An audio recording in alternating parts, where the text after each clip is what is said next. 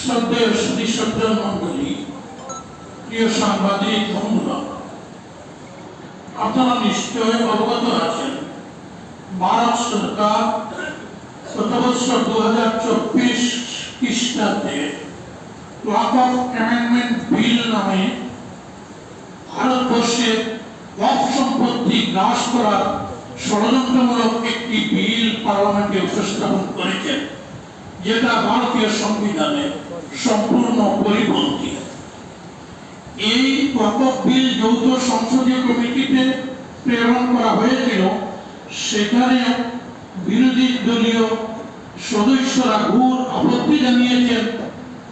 সত্ত্বেও সংসদীয় কমিটি একতরফাভাবে এই বিল পাস করার জন্য তারা বলপূর্বকভাবে প্রস্তাব গ্রহণ করে পার্লামেন্টে পেশ করেছে।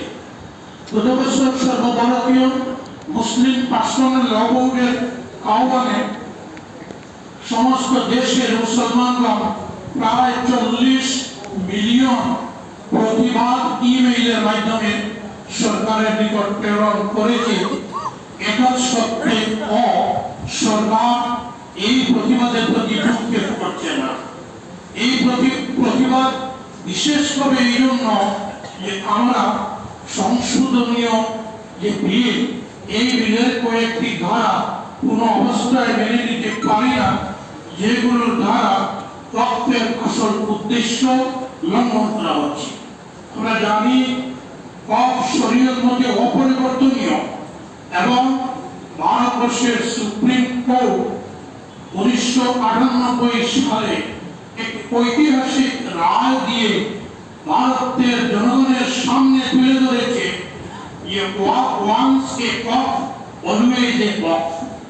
একবার যেটা ওয়াকফ হয়ে যায়, লিখিতভাবে হোক মৌখিকভাবে হোক, এটা সর্বদা ওয়াকফ হিসাবে থাকে। ভারতীয় সুপ্রিম কোর্টের রায়, এই রায় উপেক্ষা করে ভারতের বর্তমান কেন্দ্রীয় বিজেপি সরকার অত্যন্ত একতরফাভাবে দেশের সংবিধান সুপ্রিম কোর্টের প্রতি বিদ্যান গোষ্ঠী প্রদর্শন করে এই যে আইনে পরিণত করার চেষ্টা করছে। এর প্রতিবাদে সর্বভারতীয় মুসলিম পার্সোনাল ল বোর্ড গতকাল এবং এর আগে থেকে সমস্ত দেশের নাগরিকদের পুনরায় আজকের তারিখে রমজানের শেষ শুক্রবার জুমাবারে ডান হাতে এখানে বাজুতে কালো বেশ পরিধান করে দেশের গণতান্ত্রিক পদ্ধতিতে আমাদের প্রতিবাদ, আমরা যে এই সংশোধনী বিল মেনে নিতে পারি না, এটা সাব্যস্ত করার কথা ঘোষণা করেছে। মুসলিম পার্সোনাল ল বোর্ডের ঘোষণায় উত্তর পূর্ব ভারত ইমারতে শরিয়া ও নদাতুল কামিল বিভিন্ন সোশ্যাল মিডিয়ায় গতকাল থেকে সমস্ত নর্থ ইস্টের 7টি রাজ্য আসাম, ত্রিপুরা, মেঘালয়, মিজোরাম, মণিপুর, অরুণাচল ইত্যাদিতে সমস্ত মুসলমানকে আজকের দিন প্রতিবাদ দিবস হিসাবে পালন করার আহ্বান জানিয়েছি এবং সেই আহ্বানে সাড়া দিয়ে আজ খবর পাচ্ছি সমস্ত 7টি রাজ্যের মুসলমানরা এর প্রতিবাদ জানাচ্ছেন।